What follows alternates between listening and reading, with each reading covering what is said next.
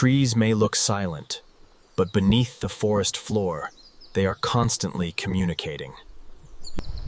Hidden underground, their roots connect through a vast natural network. This network is formed by fungi, often called the wood wide web. Through it, trees share nutrients, water, and even warnings. Strong trees can help weaker ones survive during droughts or disease.